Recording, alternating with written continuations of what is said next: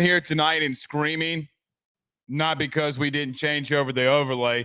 I feel like coming out here tonight and screaming for one specific thing, but I'm not going to because it's been a great day. Day 2 in the snow in the deep south. But it feels like that my life is on repeat, that I get on social media and my life is on repeat over and over and over again, like nothing ever changes. I see Notre Dame media constantly going after now your head coach, and he's got a lot that he's got to live up to for his own right and his own self. But I got to tell you, man, I am about sick and tired of seeing beta males out there justifying losing a national championship game.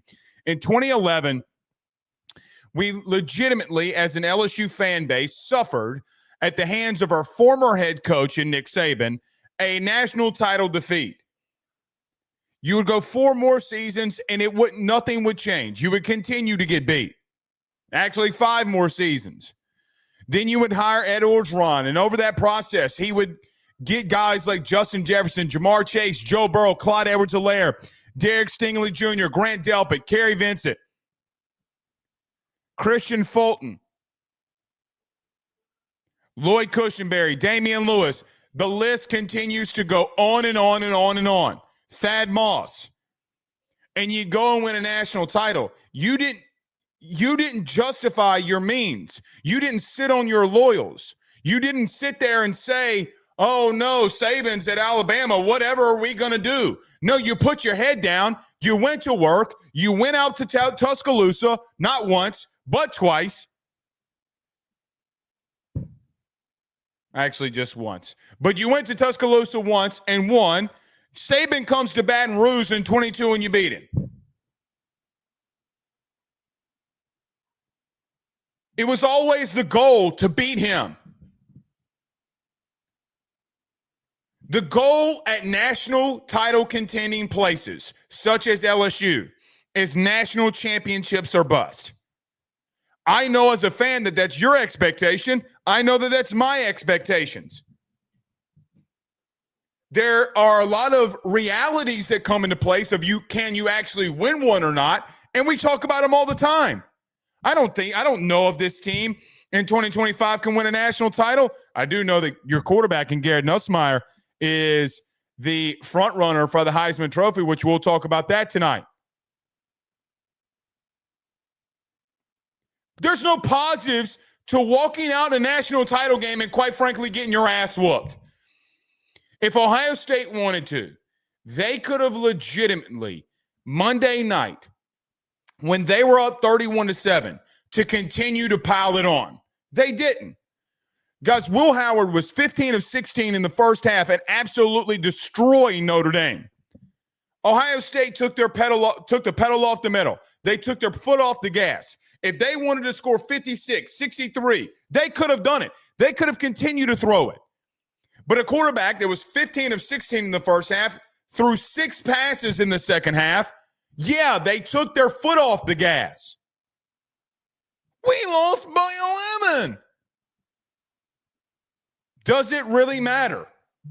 Because the game I watched was Notre Dame getting their shit kicked in. Now, what they'll say is, we beat Georgia. Yeah, with a backup quarterback. It gets redundant. It's got to be, as our good buddy Sean Fox said today from 97.7 The Zone, it's got to be studied. It's a constant guys, they're the narrative coming out of South Bend, Indiana right now is positives based off of, well, Marcus Freeman was better than Brian Kelly. Is that your standard, to be better than Brian Kelly? If your standard is to be better than him, and that's your only standard, congratulations. If you think that you've gotten there. You haven't, but congratulations if you think that you've gotten there.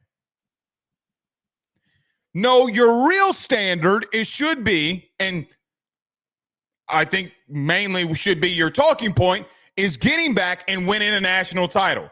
Something that you have not done since I've been alive. I will be 35 this year. Some of you that watch this show are a little bit older than I, and you saw the last national title that Notre Dame won. By the way, they didn't play for it. And I will sit on an island with this take, but every national championship before the BCS era started, you can make the argument it's a little bit fugazi. Every single one of them. You didn't play for a championship to win it. You didn't go to a playoff to win it. I am so sick and tired of this being the narrative that we're fighting. Well, Blake, don't engage. You're probably right. I probably shouldn't engage. But when it's coming from their media, I will go media to media. Today, there was an article and statistics that was put out that Marcus Freeman was better statistically this year in other areas than when Brian Kelly's best years. Big dog, Notre Dame fan, you were hundreds in passing. Meaning, statistically speaking, you were in the hundreds. You sucked. You sucked. And I do believe that a lot of teams that you tried to clown from down south would have loved to play your schedule. I would have loved to play NIU, Army, Navy. I would have loved it. Because you'd be 10-2, and you would have gone to a playoff. Majority of them.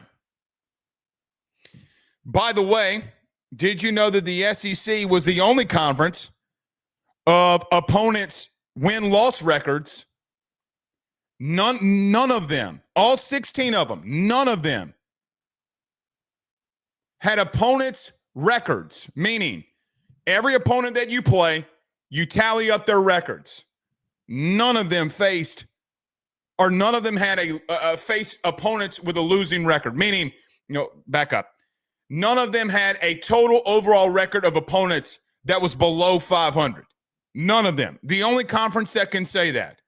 Indiana, as an example, the team that they beat in the first round, I might add, literally didn't have a schedule with the opponent's record being over 500. It is beyond me. It literally is beyond me. People that want to be up top, pause. Don't act like that. I don't get it. Then you have a Notre Dame superfan up there clowning Nick Saban. I will promise you this. You're not going to like me saying this, some of you, and I understand it. But you can look down at teams in the SEC right now, but I promise you this. They will get the last laugh. And when all 16 of these teams come at you next year saying, wait, you said what now? And they're basing it off of a bowl schedule, by the way. Oh, Big Ten was better because look at the bowl games. Okay. South Carolina had a running back, a four-string running back as their slot receiver, and you're trying to justify a bowl game win by Illinois. The logic is out of the building. But, truth be told, the SEC does have to rally back if they want to continue to claim their conference throne. All right. I don't know what to make of this with the Notre Dame stuff. It's only going to continue to get worse because they got to a national title. You'll have the entire offseason. And guys, I'm telling you, because of stuff like this, the pressure gets put on Brian Kelly more than it's ever been. And quite frankly, listen, man, it's going to start building even more from an LSU perspective. So as I mentioned last night, multiple things can be true at once. Multiple things are true right now. Pressure builds from an LSU side of things and from a Notre Dame side of things. The only thing that I care about, I want you to get to a playoff. I want you to contend for a national title. That's it. Are you doing what it takes to get there? Is the ultimate question. All right, let's get to it here.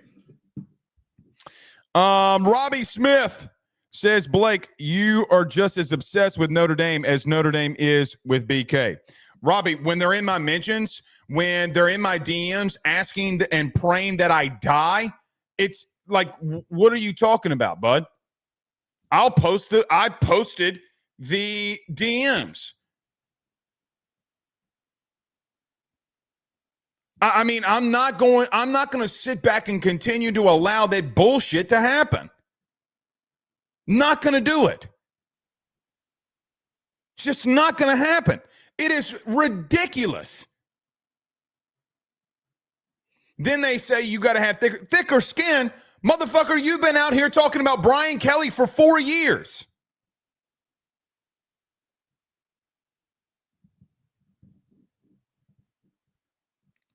Kevin says a lot older. Yes, indeed. Todd says Notre Dame loves their Applebee's and Chili's. Last natty, 1988. It's true. It's true. Notre Dame lineman in the portal with a do not contact. Highly unlikely it's us. Yeah, I don't think that it's us. I do not believe that it's us. Todd Davis also says hello from the snowy 504. Christopher Westbrook says, let's go. Yeah, where is everybody listening to from tonight? CJ's in the 337. We love our LSU football, but baseball is my number one. My body is ready. We're going to try to get to baseball tonight if we can. Normally things run long with Carter. But I do believe that we're going to try to get to some baseball. I'm very excited from baseball this season. Guys, you're 23, 22 days away, I think. It's going to be really fun. Nick says, look at this guy. I think that might be Nick from the Raging podcast. I think that's him. If it is, Nick, welcome aboard. Glad you're here. Welcome in, good sir. Funny how the tides have turned in the relationship between. Oh, jeez. Anthony says the West Bank, the 504 is in the house. Good to see that. Dion Black says any news on the higher updates? Not to my knowledge, no. I would expect when things calm down from the weather events that some things would start getting finalized. I've told you where I stand. I've given you my opinion on the matter until some more things come in. I saw the fake report today. I mean, we talked about that last night, and then it just so happened to come out today. I'm not going to give you false names that I think that are unrealistic. High Point Media says my girlfriend left me. AYS is all that I have left. Well, it's probably a good trade-off, if I'm being honest. If she left you because of us, I do apologize, but then I also don't apologize because she needs to be focused on LSU football just as much as you are. I am sorry that you lost your girlfriend, though. I'm glad that you have us, but I am happily married. I do happily have 2 children. I am off the market, but I do hope that High Point Media, you're able to find somebody that will love you for you.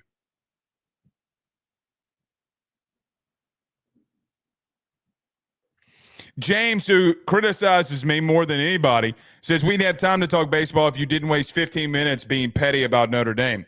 Hey, James, here it is, man. You do not have to be here. I won't miss your view. I promise you. I won't. Rick says we got you back at High Point Media. Yeah, man. I'm sorry. I hope that you find someone. Keith says the 985 is in the building. Good and glad for you to be here. It is Nick. See, that's me, brother. How about that? Really interested to see what goes on in Louisiana. I'm going to do this. I'm going to take the high road here. I'm not going to be petty. Louisiana and LSU matchup in baseball this year. Always a good one. Always a good one. Anthony B. Saint says, ask Blake, what do you think about BK's targets in the spring portal? Any names? No, absolutely not. But we talked about the position groups last night. I think that they'll go DT, safety, potentially right tackle if they need to. All right, let's get moving here. Everybody do us a favor by hitting the like and share to all those groups if you're on Facebook and to all those social media pages. you're watching us, listening to us on YouTube. Like, subscribe, notification bell, wherever you listen to podcasts. Rate, review, and subscribe. When we come back, we'll talk about Garrett Nussmeier being atop of the board in the Heisman odds. What do I think he's got to do? Some interesting things that I think that I just calling some people and asking what they thought about this really sparked some ideas and some thoughts. We'll run through that. Carter Bryant joins us in about 15 minutes from now. Looking forward to having him in here with us. Let's get to a quick break. When we come back, we've got a lot to discuss. Hit that like and share during the break. We greatly appreciate it. BetOnline is the fastest and easiest way for you to wager on all of your favorite sports, contests, events with the first-to-market odds and lines. Find reviews for all the news for each league, including Major League Baseball, NFL, NBA, NHL, combat sports, college sports, esports, and even golf. BetOnline continues to be the top online resource for all of your sports information for live in-game betting, props, and futures. Head on over to BetOnline today and use your mobile device to join and make your first sports bet. Use our promo code BELIEVE50, that's BELIEVE50, BLEAV 50, to receive your 50% off welcome bonus on your first deposit. That's betonline.ag, betonline.ag. He will sell your house and find you a new. Well, Tyler's the man, he's here for you. If you want to buy or sell, well, it's not too late. Dial 955-0008. Just call 955-0008. Y'all call Tyler, he'll shoot you straight. Louisiana is unique. The food, the festivals, even the bugs. No, not mud bugs. Unwanted bugs like these. The ones you don't want crawling in your home or business. Trust the Shield from J&J Exterminating. We've been protecting Louisiana homes for over 50 years, earning the trust of our clients because we deliver what we promise. Protect your home from pests. Get the Shield from J&J Exterminating. J&J Exterminating. Yeah. We're back. All right. During the break, we got a super chat from Cody. We don't talk a lot of Saints. We talk some of it sometimes. But he says, thoughts on Aaron Glenn going to the Jets, Saints getting Brady or McCarthy? I don't know who the Saints are going to get, but I hope it would be – I would definitely take a shot at Joe Brady. What do you have to lose? We would talk more Saints if Joe Brady was actually the head coach. I do promise you that. Here's what I'd say, Cody. What I'd say to this is pretty simple. I think it's a little damning that you had a guy that played for the Saints, a guy that's been here with the Saints. And, look, I'm going based off of no knowledge. I'm going based off of the feel that I see from social media, etc. Per the Saints media, it felt as if that they felt that Aaron Glenn was going to be the guy that the Saints targeted the most. And if they missed him, that they would have to pivot. It's also a lot worse that the Jets have been historically bad, and you have been, at least over the last decade, a little bit more sustainable than them. Clearly, obviously, with Sean Payton, etc., but Andrew Brees. But there comes a part where, Aaron Glenn did not want to come here. He'd rather go to New York than be here with your ass. I don't know what the Saints do. If they hire Brady, we'll certainly be talking about them more. But it's a bad PR look. And then, God forbid, if you hire Mike McCarthy, you'll just continue to prove to me that you're an unserious organization. I do think that Gail has got to make some front office moves. She can demote or move Mickey Loomis out of a GM's role and go get a real GM for you to rebuild. But my God, man, you could be in an era where now that Drew and Sean have left, and that might be the reason that Sean did leave. Because it's like, man, look, doing this without Drew is stupid. It's very stupid. Because a year after being in the media, he goes right back to the NFL and coaching. He didn't want to stop coaching. He wasn't tired of it. He didn't get the itch again. He didn't want to be here. He did not want to be here. That's the truth. So, going to be interesting to see where the Saints go. Very, very, very interesting. I do hope it, for what it's worth, it is Joe Brady. And look, if this continues into February and you don't have a head coach, then I think you feel pretty good of where that's going to land. So let's get to this. So Garrett Nussmeier, from most services when it comes to sports gambling, sports betting, Garrett Nussmeier is atop, your quarterback, is atop the Heisman Trophy odds going into 2025. He has the best odds at the current moment. Garrett had 525 passing attempts this year with 64% completion percentage for 4,052 yards, 29 touchdowns, 12 interceptions, 3 rushing touchdowns, and 5 fumbles. You know, I'm not shocked that Garrett Nussmeier is atop the leaderboard when it comes to Heisman Trophy odds, if I'm being honest with you.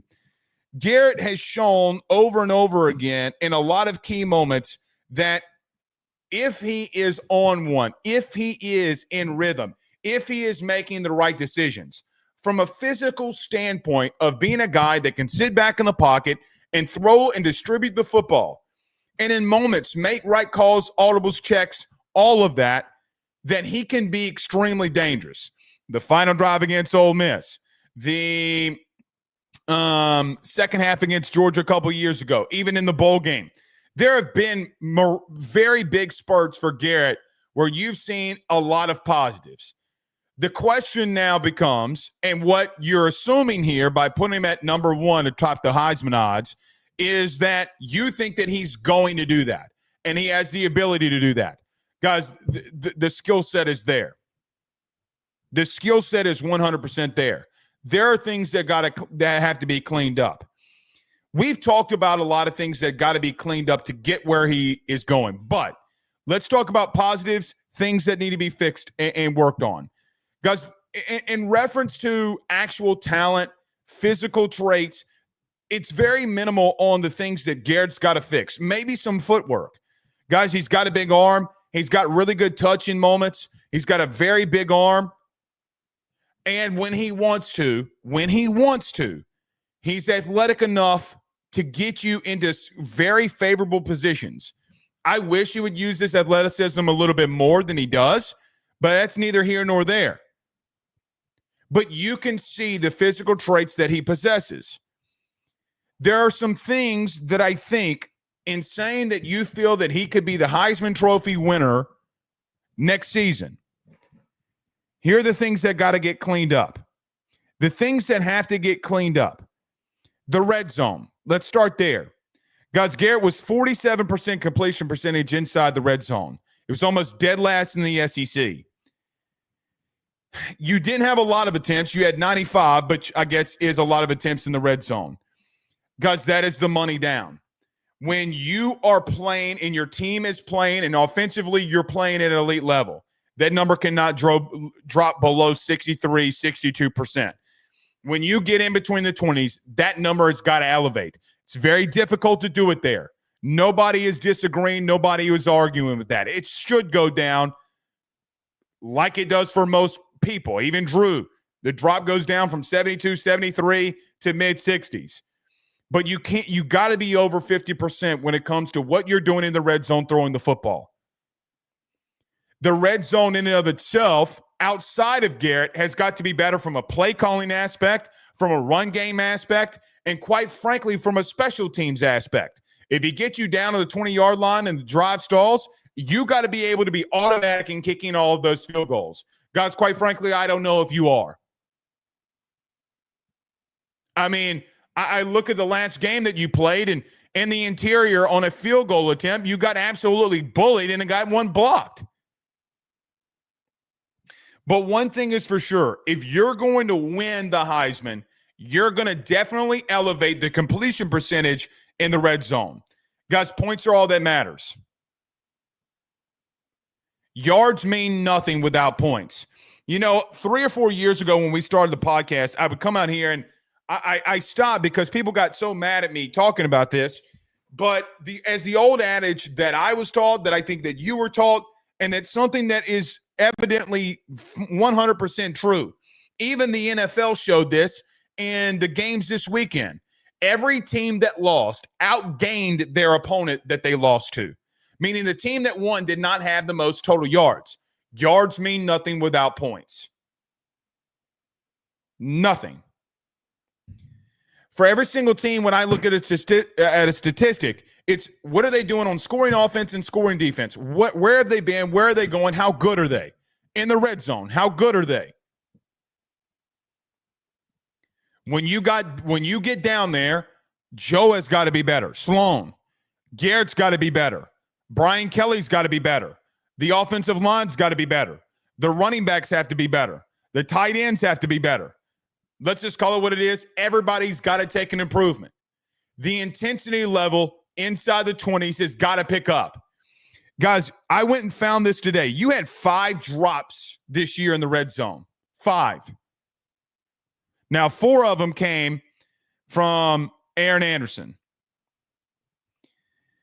And I did not count, and I think it's more. I don't think what was counted was like the Xavion Thomas incompletion against Ole Miss. I don't think that they considered that a drop, nor should they have. It's not good enough. So I think from Garrett's aspect, I think of the movie, remember The Replacements with Shane Falco, Keanu Reeves. His struggle was in the red zone. You got to be working on that religiously. I'll never forget during COVID, and we did not know what was going to happen in the 2020 season. They asked Mac Jones and Nick Saban during a virtual Zoom meeting, Coach, what is one thing that y'all been working on the most? And Nick and Mac both, without a beat, said red zone. Because we feel that we can give the ball to our running backs. We can get yards in between the 20s. But the biggest thing that we got to do to improve on how we were a year ago is we have to improve in the red zone. Tua Tagovailoa did not win a national title. And in that title game against Clemson, guys, they were 1 for 4 in the red zone. They literally went to work on it. So I think, number one, that for Garrett to win a Heisman, that is going to be a big stepping point. I had somebody in the SEC that is employed inside of the SEC tell me this today. Because I reached out to a couple of people and I asked, what do you think about Garrett Nussmeier being the Heisman frontrunner going into 2025? Everybody that I talk to, whether inside the SEC or out, or just media in general, or people that I trust that I call, they all said that it makes total sense that he is legitimately on top because of the skill traits, because of everything that he possesses. There is one thing, though, that a couple of people that I talked to in the coaching circle today told me. They go, Blake, I want you to do me a favor. Go and look at the second half for LSU as an offense and tell me that things did not get worse. It's interesting. Guys, 10 of the 12 interceptions that Garrett Nussmeier had came in the second half. In the first half, from a TD to INT ratio, he was 18.2 in the first half, 11 touchdowns to 10 interceptions in the second half. I think a big thing that happened too and is going to have to change, and when Brian Kelly talks about finishing football games, guys, every single game that you lost, majority, 75% of your turnovers came in the second half. 10 of the 12 interceptions that Garrett threw came in the second half. I think that 2 things have to happen. One of them has nothing to do with Garrett. The coaching staff has got to get better. Game plans were adjusted and equated for, and you got beat. Not only offensively, but defensively as well.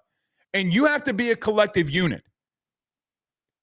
So something for Garrett to win that Heisman and do what everybody thinks he can do as he sits atop those Heisman odds, guys, the staff has got to be better. They got to put him in a better situation. Another thing.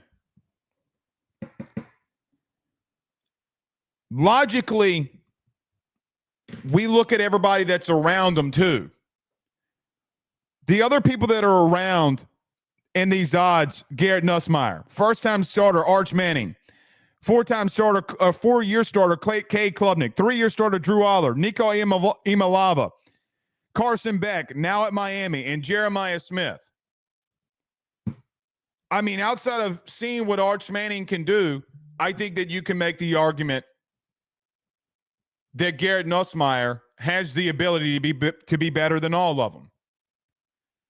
Is he in the best situation, and can he eliminate those turnovers? Will be the big thing. Here's something else, too. The second person I called today, they said, Blake, the month of October was absolutely brutal for LSU, and I went and looked it up. He was talking about offensively. 52% completion percentage, 975 yards, 5 touchdowns, 5 interceptions, sacked twice. Guys, in the meat of your season, you got to start hitting on full stride. If you're going to be a Heisman Trophy contender, if you're going to be a playoff team, if you're going to be a national title contender, by the month of October, you as a team has got to start doing this. You have to start hitting on a different level offensively. You have to start hitting on different levels when it comes to the peak of what you can do. So, I look at this team. There are things that Garrett's got to clean up, turnovers. Guys, for the last three shows, now about to be 4, guys, quite frankly, the running game has got to be better. You can't be 104th. And we'll talk about that with Carter in just a moment. Do I think that Garrett Nussmeier can win the Heisman Trophy in 2025? 100%. Could see it happening. Could see him on that podium holding that trophy. Something that's different about quarterbacks at LSU going into year 2. I'm with it. You're with it. We all know it. But if he's going to be in New York holding up that big-ass trophy, LSU being in the playoffs if he doesn't, my opinion. I guess Jaden did and you weren't in the playoffs, but you get my drift. There are things that the staff, the O-line, the running game, everybody's got to be hitting on full cylinder. It's not just him. But I 100% believe that he can do it. Okay. Carter, the Power Bryant is here, so let's go ahead and get to him. Every episode on Mondays is now going to be brought to you by our good friends. I guess you could say good dogs, but good friends over at Underdog Fantasy. Guys, use the promo code AYS, underdogfantasy.com, for your chance to win an $1,000 bonus. Guys, I tell you this all the time. There is nothing better than doing fantasy drafts. Now, I'm not good at it. That's why I don't do it. But I know a lot of you love them. Go to underdogfantasy.com. That's underdogfantasy.com for your chance to win that $1,000 giveaway. You'll get some free bonus cash when you use that promo code as well. Use that promo code. Let them know that Blake sent you on by. Let's get to the break here. Carter Bryant joins us next. Stay with us. Guys, I want to talk to you about our good friends over the Drake Williams Law Firm and Drake Title Company.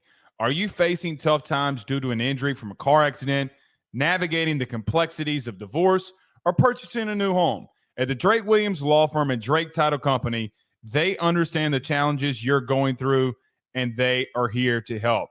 The lawyer team of Ernie Drake III, Ryan J. Williams, and Summer Vignair, along with Morgan Daniels, have the experience and proven track record to give you that peace of mind.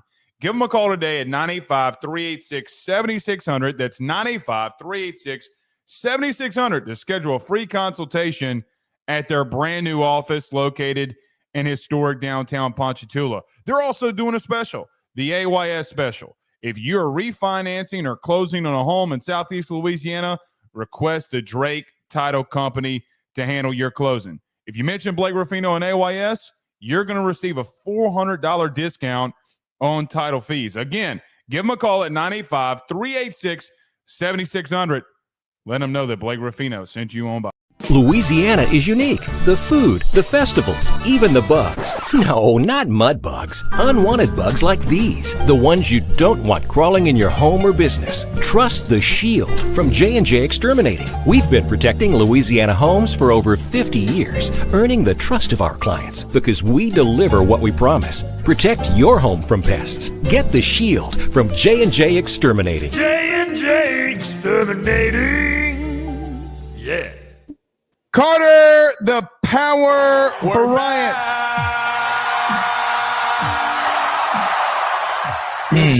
Good, sir. How are you doing? I am so excited for Friday. We get our first national LSU women's basketball game. So excited that this team is undefeated. So excited. Looking forward to your baseball coverage and Monster freaking Milam. I still got his autograph over here. So excited for a long off season. Let's go. Yeah, I mean, look, look, I saw the Rudy Poo stuff that was going on today. People complaining about LSU and the game being moved to Friday. So what? I mean, because they control damn near a foot of snow. No, it's dumb. I mean, come on. I get it. We leave an extra day early. They would have been there from now until tomorrow or Tuesday from tomorrow. That's stupid. Yeah. Just by the way, newsflash. It snowed in South Carolina today. Just so everybody knows, South Carolina posted, "Hey man, it snows here." Oh no, we might have to reschedule it to the end of the season. They're like, no, we're going to do it here. But I am glad for Friday too. I think it's a slugfest. It always is. This is the new LSU Alabama in a way. Yeah, I mean, you got the two biggest coaches in the sport right now, so I hope LSU pulls it off. That's the one thing Kim hasn't done, which is beat Dawn. And I'm also looking just for them to be competitive. So it's a tough place to win. And I'm super pumped up, man. I love that women's sports are on the marquee. It's good stuff. Yeah, Michaela's got to have a big game. I thought she's been getting a lot better in a lot of things that she's doing. So Gilbert, I think, is a spark plug. I love the way that she plays. And look, I do worry about them under the rim. But I guess we'll see. They're going to have to really hit some shots, some big shots. I think Michaela can do it. But this is a big thing. South Carolina's already – oh, go ahead. No. Kim needs to let every player's family members know you're not allowed to run onto the court. What am I missing there? You don't remember last year? Oh, was it last year or the national title game? Oh, it was the SEC. Right? Yeah, I remember. Yeah. The big-ass brawl that happened. You're right. Hey, Flage's brother holding it down. Hey, man. I remember that now. Flage's brother was about to throw them hands. Yes, dude. I will never forget that. Bro, I don't care. If my brother were playing at LSU right now, if my son were playing at LSU right now and he gets in a fight, the entire Italian section is running out to that court to throw hands. Not the entire Ruffino section. All the Italians. We have a special hand signal. Yeah. They all got to run down there. I mean, come on, man. Family, sports. That's it. One comes before the other. You got to throw them hands. That's true. It's going to be fun. Before we get to some LSU football stuff here that I want to get to with you, thoughts on the national title game? Ohio State, wins it. They were probably and arguably the most talented team all year. Had a couple slip-ups. Didn't matter. They win the national title. When you watched the game, I guess, what were your thoughts when you were watching it? Yeah, I don't normally place big wagers. I was pretty heavy on Ohio State covering and dominating that game, which they did. The scoreline was a little misleading. Now, I do give Notre Dame that first drive was just epic. But Ohio State was just – they blew their load. Pause. God bless America. They did. Yeah, and you knew Chip Kelly was going to empty the bag in the Natty. All these great OCs normally do. And it was fantastic. But, yeah, Blake, it's one of those things where Ohio State 2-loss team, and you hear these 2019 LSU comparisons. They're nowhere close to even 2018 Clemson for me. So, boring Natty, just a boring team. I mean, nothing about Ohio State moves any type of needle for me. Jeremiah Smith doesn't? Well, no. Their talent is astonishing. And they got a lot of buy-in from guys coming back for their fourth year, and that helped out tremendously. And Ryan Day, of course. Fourth-year guys are plus on their defense. which is ridiculous. And if you look at a lot of, the best LSU teams that actually won natties, they had those kinds of guys as well, like elite year 3, but guys that came back for that year 4, right? So Glenn in 07, and then obviously 2019, Rashard Lawrence and Christian Fulton. Those are your 5-star guys in the 2016 recruiting class that came back for that final year. I mean, they were big. So, especially Christian Fulton. Yes. So look, it's one of those things where, Blake, you tip your hat to Ohio State, but it's important for us to realize that the sport of college football is to never be the same. The fact that you had one team that lost to Northern Illinois that could have been the national champion of the sport, and then you had another 2-loss team. Obviously, we won a natty as a 2-loss team, but that was a statistical anomaly that even happened. I think everyone realizes that we were extremely lucky. Even LSU fans would say it happened more now. Yeah, and it's just one of those things where it just kind of stings. It to me, it does take away from Ohio State that they did lose to Michigan, the worst Michigan team in quite some time, and they were still able to win the natty. So it is what it is. You move on. And honestly, Blake, I know the Notre Dame trolls have been after you. They've been after me. Notre Dame's run was very fraudulent. They played an Indiana team that's one of the weaker playoff teams you'll see. Then, they played a Carson Beck-less Georgia game. That was a really good game plan, whatever. And then James Franklin in the semifinals. And Penn State, as you point out on Rufino Joe show, a very fraudulent resume in their own right. So I tip the hat to Notre Dame. I tip the hat to their coaching staff. They're so unfreaking believably well coached, and they're a good team. But let's understand that if Oregon was on their side of the bracket, Oregon would have been playing Ohio State in the national championship. Let me ask you: do you think Oregon was clearly the second best team this year? No. Who would you say was the second best? Texas? I'm going to be honest with you. Even with the Georgia losses, probably Texas. I mean, going into the playoff without Carson Beck, I thought it was Texas. Right. I tweeted this out and people got mad at me. I literally 20 days ago or 10 days ago, 11 days ago, literally during the game said, this feels like the national title to me. Yeah. Meaning Texas, Ohio State. I was like, look, man, Texas has been fraudulent in their own right. They couldn't get over the hump against Georgia.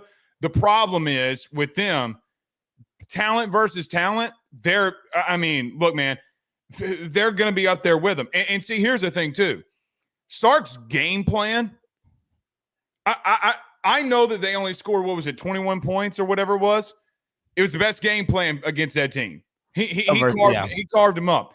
And it's the reason they almost beat Ohio State too. But to defend Ohio State for just a quick second, no team has ever gone a complete month facing top 12 opponents and beating all of them. Nobody's ever done that. They did. Oh, yeah. It's insane. So I'm with you on the 2-loss thing, but another massive thing that's above that, Carter, they literally dog walked most of the top 12 teams, right? And so, I get what you're saying on the 2 losses, but man, that team, they're amazing. One thing.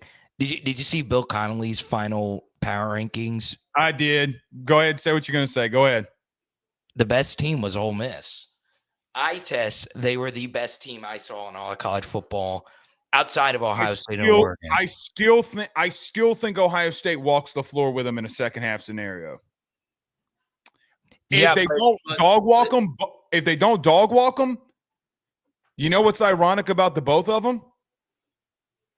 One could run the football even with 3 offensive linemen going down because of the running back duo, and Ole Miss was horrible running the football. And it's to the point that I was going to I wrote down to bring up to you. Guess what all 5 national title teams, the last 6 national title teams have in common? Yeah, go on. All of them besides LSU in 2019 had a total defense that was inside the top 15. all of them were in the top 20 in rushing offense. The only one was this Ohio State team being the only one, but they ran for an average of 190 yards per game in the playoff. They had 3 offensive starters that got banged up, and the best center in the country that was out for the year. Yeah. I'm going to throw this your way. I think college football is reverting back to the good old days. What are the teams that are winning national titles? What do they all look like? You tell me. I'm listening. They're all. Oh, I thought you were going to answer. No, they're all excellent defensively, and they all dominate in the running game. Yeah. To be quite frank with you, the reason the Big Ten has taken over as college football's elite, as everybody on social media wants to talk about, both of the national title teams, meaning Michigan and Ohio State, when it came down to it, played great defense and ran the football. So all of the football is so much different than it was back in the 1990s and early 2000s. Quite frankly, that's bullshit at the current moment, because I could look at 6 national champions and tell me one thing, even if you want to exclude LSU. Well, they had Derek Stingley, Christian Fulton, Grant Delpit, that entire list of dudes defensively, Patrick Queen. Carter, they're all playing really good defensively, and they're running the football at a very high rate. Yeah. One thing about the running game thing is that this was a very strong playoff for running backs. I mean, there was a lot of this was an all-time great college football playoff when it comes to talented guys. Carter, you could have 10 running backs in this playoff that get drafted. Yeah. I mean, it was – Judkins was incredible. Obviously, Henderson was even better than Judkins in the playoff overall. Genty, Singleton, Allen, Scattaboo. Cam's that the dude. year of the running back. Yeah. But yeah, and Jeremiah Love, obviously that short yardage Jeremiah Love, crazy. Even the Price kid from Notre Dame, I thought was really good.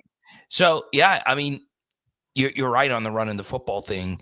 You know, one thing that was interesting, and it kind of ties in defense. Carter, I mean, I'm looking at it right now. Outside of LSU, the last 6 national champions, none of them are outside the top 15 defensively in total defense. None of them are outside the top 10 in scoring defense. None of them. Yeah, LSU's defense of 2019 was really good. That's one of my towards the end of the season, they were elite, like unfreaking believably good. Well, and I agree with that, but from a statistical aspect, I can't really run that out there and justify it. But I mean, Carter, I swear to God, I think college football is changing and people don't realize it. I think Nick realized it late, a little too late, and couldn't adjust before he retired. That's why he went back and got Tommy Rees. They wanted to run the football more and play really good defensively, and ultimately they're a play away from getting to another national title. The game is changing. I don't give 2 Rudy Poos what anybody tells me. Yeah, running the football is big, and you had this ridiculously talented offensive line. You really couldn't do it. And one thing that's going to be big, Blake, is the run sequencing of LSU next season. They were not a well-sequenced rushing attack. They had a lot of easy tells. If you watch them at all, you can know that if they line up in pistol, they're probably running outside zone. So it's not just the guys up front. It's everyone from top down that's got to get this running game going. And look, Braylon Moore is going to hopefully change some things. Thompson's hopefully going to change some things. Blake, as you know, there's a lot of buzz behind the scenes on Carius Kern. And I don't want to overhype him. Because me and you didn't talk. Yeah. Dude, I said it last week and then on Monday. Every time I pick up the phone and it's regarding LSU, it's about Carius Kern is going to be brought up in that conversation. Yeah, and I know this young man, so I try not to overhype guys that I've interviewed or spent time with or whatever. But no, I'll back you on it. I'll back you on it. Yeah, I'm really excited about him. Yeah, it's interesting. He's gonna get a shot at right tackle. You watch. You watch right now. I think he would have been good enough to play DT somewhere else. I mean, he's a freak athletically, so I'm really excited about him. But yeah, the run game, it could be better next season for LSU, and hopefully it has to be. It's got to be. Yeah. And one thing about I was going to bring this up to you. Go on. Tight ends coach. Do you bring in a run game coordinator? And I put that loosely. I don't give a shit what his title is. Do you bring somebody in to call offensive run plays? Because I'm going to tell you right now, we went through this on Monday. The people were clamoring for me and you to do a film breakdown, by the way. Carter, I have way too many videos on my phone of running backs missing wide open holes. By the way, some of it's not their fault because they're lined up on the wrong side of the quarterback. Like you're going to have – I think you got to bring in somebody to help you with the run game or Brian Kelly's got to take it over. Because I swear to God, if you don't start lining up and running the football and playing better defensively, as God is my witness, you're going to keep getting your ass whooped. Yeah, when you go back and watch Caden Durham's fantabulous true freshman season, there were yards left on the field, and that's normal of a true freshman running back. I don't expect him to be right. I expect a lot of mistakes from a true freshman. Yeah, and he was once again fantastic, but to take it to that next level, obviously in his range of outcomes, he could be a Marshall Faulk type of player. You got to read the game a little bit better going into this next season. And look, Blake, you're totally right on. And then obviously on the other side of the football defensively, we just didn't have enough guys. I was sounding the alarm on that before the season began, and it bared out, unfortunately. The good news is Whit Weeks' injury is not serious. He's a big part of what they're going to do next season. And one thing that excites me is Harold Perkins, coming back for year 4 for this reason. I understand a lot of us are skeptical about the position and how healthy is he going to be and all of that. Well, you just saw Ohio State win a natty with year 4 elite 5-star recruits, right? Mm-hmm. So now you obviously this injury sucked. Most of them had down junior years. It's why they came back. Right. So this is rare. This is because if you were to poll most people that watch Jack Sawyer and JTT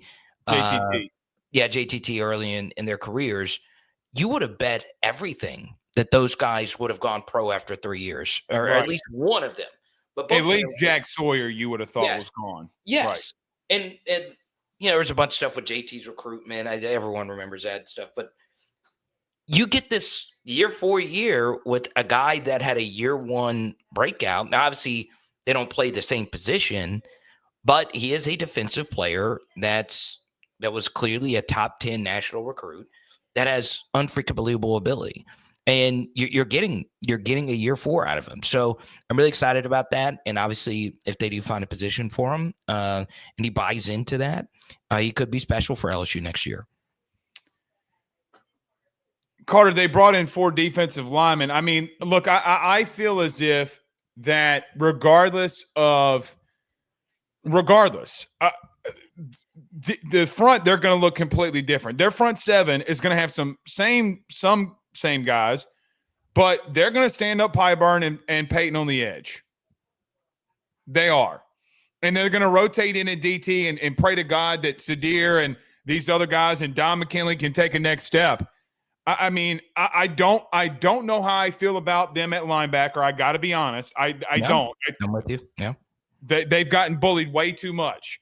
But even on the flip side, talking about the running game, okay, offensively, Carter, let's look at the Brian Kelly losses in the SEC. Me and you have talked about this before. It's not the secondary. I mean, the secondary has been bad a lot. I'm not going to ignore the safety play. I get all of that. The God's honest truth is, in every SEC loss under Brian Kelly, you're giving up on average 250 yards on the ground. I don't give 2 Rudy Poos if it's a running quarterback. I don't care if it's Quinshon Judkins, whether it be Arkansas a couple of years ago. It doesn't matter who it is. The God's honest truth is we don't do the simple things good enough. And we got to get back to being simple. More than being high-flying, Heisman contender this, Heisman contender that. The God's honest truth is we got to get back to being simple and doing the simple things good. And if I had a message for this LSU football team going into 2025, it's simple. Be simple. Get back to the simple things, right? Do the little things right. I understand that it seems so nitpicky. Oh, that's a throwaway statement by Blake. No, the facts are bearing it out on the field. The simple things that you do not do correctly is getting your ass torn up, both in the running game offensively and defensively. Screw the secondary, even though I think it's the most intriguing position group on this team about what they do. Tamarcus Cooley comes in. He plays the slot. He's a slot safety, so he's a star. So what do you do with Perk? I don't know. You don't know. It's weird. But what I do know is if you cannot stop teams from running the football, you're going to continue to be where you are, and you're going to be outside the playoff looking in. Speaking of Heisman hype, Garrett Nussmeier on top of the FanDuel Heisman Trophy odds. Your thoughts on that before we get into this? Your thoughts? Yeah, I mean, obviously it's warranted with him being a year 5 guy and having the success that he had. But, you know, there's a lot to work on. And a big reason why Jaden and Joe Burrow won Heisman trophies is they looked themselves in the mirror and said, I need to get better. What are my weaknesses? There's plenty of verifiable proof of Jaden and Joe Burrow talking about that in interviews and then backing it up with their play on the field. So obviously 2 things need to get better for Garrett if he's going to win the Heisman is obviously deep ball accuracy is something that we thought was going to be a strength this year was a problem. And then, you know, we could talk about the turnovers. I think everyone could realize that being a thing. But also, Blake. Dude, they hammer me on that all the time. Yeah, well, and the turnovers need to get better. But one thing that would relieve some pressure is some resemblance of a QB run game, whether it's a scramble or whatever. You know, we talk about, well, this team in the Natty and this team's in the Natty or whatever. But, you know, both the QBs in the national championship game, they're not the best. And I know Will Howard and Riley Leonard will probably be clipboard holders in the NFL at best. They're good runners.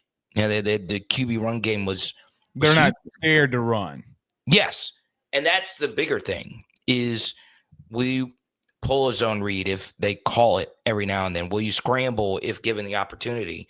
You know, we can make a bunch of comments about Drew Allar. Drew Allar had some big scrambles in that Notre Dame game to keep them in it. He had some big scrambles the entire season. Right. I mean, I think of the Ohio State game when they're on the 1-yard line. Carter, right. If he doesn't pick up that 15-yard scramble, they're cooked, buddy. They get to, them not beating Ohio State the first go around. It's not on Drew Allar's ass. Yeah, and you know the times that Garrett did scramble were when like he had no other choice but to scramble when he was backed up versus Ole Miss, when there was plenty of scramble opportunities there, and versus Florida. That's got to be big. I mean, it's going to be so big. You know, Joe will always be remembered for his throws, but it was his runs that really set him apart in the big games, the close games. The shake against Georgia, the Alabama pull. Right. Brad Nessler saying that might be his Heisman Trophy moment right there. Yeah. The Auburn game was won by Joe Burrow's legs. It really was. So once again, it's not him turning into Jaden or Jalen Miller or whatever. It's him. No, just Burrow. Yeah. Just do it when the defense gives you that. And guess what? It's one of those things where they have to account for that. Everything else opens up. It helps your offensive tackles. It helps what they can do coverage-wise on the back end. Because in the Florida game, their linebackers are literally just turning their backs to the quarterbacks and just sealing off all. Yeah, and just sealing off all end breakers where Garrett is at his strongest. So if he runs some, he's got a very good shot of being a Heisman Trophy finalist. I got told this today, and I did not see this split until today. I asked some people around the SEC thoughts on Garrett being up there and your just overall thoughts on the season of LSU.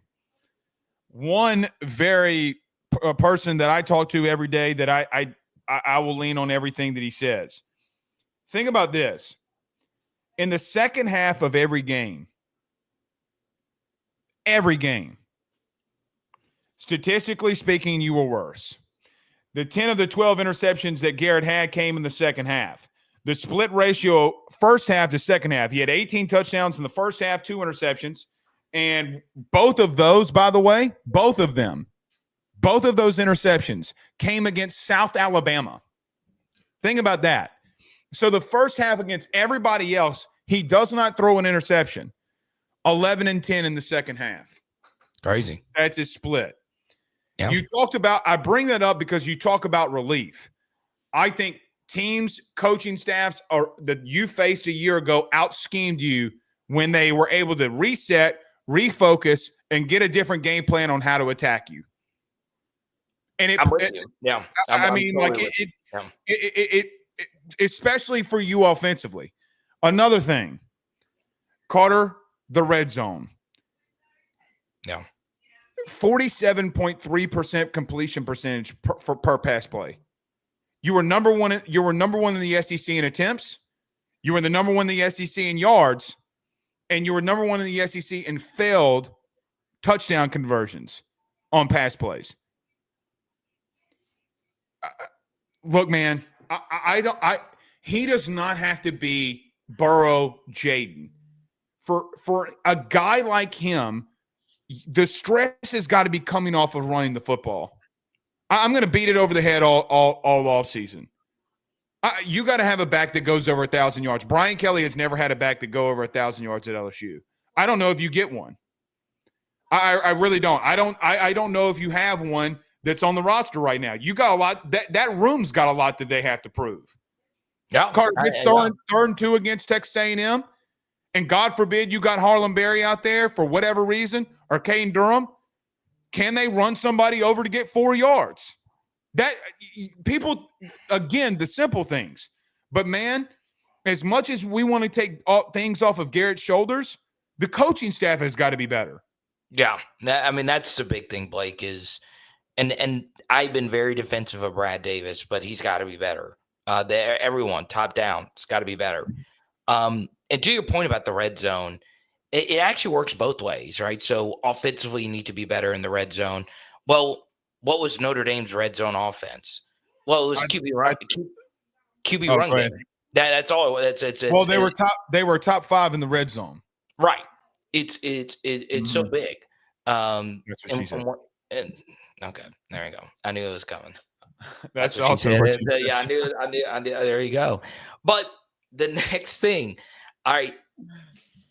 This is something that drives me crazy, and it will make LSU so much better that someone else is going to be playing safety this next season. One of the most important things you do defensively is when you give up a big play, tackle them in the red zone. Tackle them any way you can. Bring them down. Make the other team have to convert in the red zone. This season, Blake, just so many walk-in touchdowns. So like 50, 60, 70-yard touchdowns. And what happens with that, Blake, are a lot of different things, all right?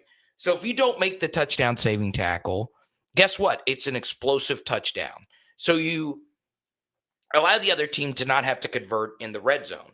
Okay, so red zone percentages, teams convert touchdowns on the red zone about 66% of the time. So in essence, you're saving 2 points because it instead becomes 7 points, becomes 5 points if you stop them 2 out of every 3 times. A little back of the napkin math. But the other thing that's big about that is when you give them an explosive play touchdown, the offense has to go right back on the field. All right. And they weren't expecting, obviously if you're an offense, you're not expecting a 60, 70-yard touchdown or 40, 50-yard touchdown. That's why it's so big to make those tackles. So not only does LSU offensively need to be better in the red zone, defensively, you need to force the other teams to convert in the red zone. As you know, Alabama's red zone offense was atrocious. Well, guess what? We wouldn't know. We wouldn't know because Milroe had explosive touchdowns, right? And they could have had a few more explosive tutties. So we've got to do better at bending but not breaking. I know that's not a term that we want to associate with an LSU defense, Yards So, mean nothing without points. right. They don't. Yeah. I mean, think about this. In the NFL this weekend for the playoff games, every team that lost outgained their opponent. Yeah, I saw that Jay Kuda stat. Yeah, that was good. So it's so freaking I know I hammer it so much, but like it is just so much easier because theoretically it doesn't make sense, right? Because it's harder to score a 70-yard touchdown than it is a 5-yard touchdown. But that's not how it works, right? You want to tackle the guy. And our favorite play, Blake, I know you mentioned it. Well, we both mentioned it. Was when Hoss Juke. Okay, I'm a big Hoss Juke guy. But when Michael Taff brought down Cam Scatabo by the helmet, I was like, that's what he freaking need. Someone that is willing to. He's coming back too, by the way. He's going back. back. Yeah, good player. Just someone that's willing to freaking break the rule. The 15-yard penalty means nothing. Nothing. It's half the distance. You're forcing them to freaking convert. If he doesn't, by the way, they kicked the field goal on that drive. Yes. He saved the game. So he saved literally by a face mask. That's why you're a safety. You're the safety valve. So, well, do you think Tamarcus Cooley can bring in anything to help you there? Well, it depends on what they want to do with them. You know, if you want him to be a nickel corner where he was really good. I mean, the ECU game, his final game was so unfreaking stupendously good. I mean, the only reason I'm holding off on ECU was ass. Yeah, they weren't a good team. They were horrible. But the interceptions he made in that game were of high difficulty. Even if he was going up against like they weren't thrown right to him. Like one, he had to track it. And then the second, it was off a wild deflection, and it was a ridiculous catch. I like him a lot. But, you know, do you want him to play the role that he played last year? I think he can play safety. But I do think he's going to be pretty solid for LSU next year. Last thing, I'll get you out of here. Yeah. LSU's had some staff trim. Nick Brissett, Dr. Frakes, some recruiting people, and Jacoby Stevens. Yeah. I think we're making I think that our media corps made way too big of a deal of it. I know they're former ex-players. I get it. No. Bags held Nick Brissett's title because of Saban, and when Bags, unfortunately passed, I had been told that they told Bags they'd never get rid of it until, God forbid, the day they did that for him. Nick Brissett did nothing for you. He didn't do anything. The relations of high school, that meant nothing. Jacoby Stevens, I got to be honest with you, not much has changed with him. And I don't think that Corey wanted him around, if I'm being honest. I mean, that's his ex-DB. That's it, the ex-guy that he used to go to war with. What do you mean he didn't fight for him? I think they're trimming the fat to go get analysts because they know they can coach on the field. And then Bob Diaco left. But if they wanted Bob Diaco to be on the staff, officially on the staff, they would have promoted him before when Blake and them came in here. Right. Yeah, so Bob was of the analyst, of most analysts, he was very involved. Oh, right now, yeah, no doubt. Yeah, so players loved him. Yeah, and one thing to keep in mind was he was big when the South Carolina defensive line coach when he went down. What's his name? I'm drawing a blank. Richard Lindsay. Okay. And when they had to shuffle things around and move Jancic so Bob got a lot more work, and then he was very involved with special teams and all of it. Not shocked he actually went somewhere where they're going to put him on the field. Do I think it's a big loss? In a way, yeah, because he's got a head coaching experience and he's got an affable overall personality. But yeah, I hate it for Jacoby Stevens and Nicholas Brissett. I love both of them as players, but I think right now, Blake, and speaking of people at other SEC schools, there are with NIL and money. Everybody's trimming fat. Yeah, it's not uncommon. It's happening at other schools And now a lot of schools, especially with the revenue sharing coming and who's going to get what percentage and all of it, a lot of schools are asking, what exactly does this person do? And if the answer is not necessarily something necessary for, the benefit of the program, they're cutting costs. I mean, you see it everywhere in society. Brian Kelly doesn't make those cuts of positions if the AD is not involved. Yeah. The AD has got to be involved in that because it becomes a budgetary thing. Like he's not like BK doesn't just cut somebody to cut somebody. Like Scott is heavily involved in this. I get it from them as people. Nick didn't do anything. High school relations? Frank is over high school relations in Louisiana. Let's call it what it is. I mean, like, I ain't trying to be rude, but let's call a spade a spade. Ain't no head coach in the country that needs something not going to Frank. It's not happening. I'm telling you, it does not happen. I literally saw Frank on the sidelines of a high school game this year. His phone didn't stop buzzing. Yeah. And what I have a buddy who works, in the high school, like one of these non-necessary kind of jobs, whatever. And the thing that I would tell everyone is, what can you do that makes you valuable, right? Like, we can make 1,000 jokes about Brandon Harris, but Brandon Harris runs their recruiting board. Yes. Brandon Harris kept getting promoted. Brandon Harris, apparently people really freaking love his football mind. With the Rams were interested. I mean, so whatever he does is what you should do if you want a job in college football. Because look, he's directly involved in that entire class being put together. Exactly. So so my point is, if there are former athletes watching, which they watch your show, they watch mine or whatever, what can you do? What can you do that's truly valuable? How important are you into the entire operation? And if you can't answer that question, then you could be cut. Get cut. You're gonna get cut. So all right, Carter, the Power, Bryant. Good evening, good sir. Did y'all get snow up there in Arkansas? No snow today. What did you guys do? 8 inches. That's what she said. But we got 8 inches down here. That's the thing of beauty. My auntie was sending me all kinds of photos. I was watching your photos. It was good, man. I love a good snow day. But yeah, man, we'll talk soon, man. All right, that's Carter, the Power, Brian. Thank you, buddy. See you soon. All right. All right. We did have a super chat in here. Let me get to it. Mello. Hello. Mello's with a $5 super chat says, what do you think about Nick saying his biggest mistake was leaving LSU? We talked about this a little bit last night. Let's mention it again here. It sucks. It stings, right? Like, I mean, it sucks that Nick's biggest regret is, not you can tell he thinks about it a lot, and you could tell that he wanted to be in college football and that he shouldn't have left LSU. The thing that stings the most is, what would you have been? Right? Like, what would you have been?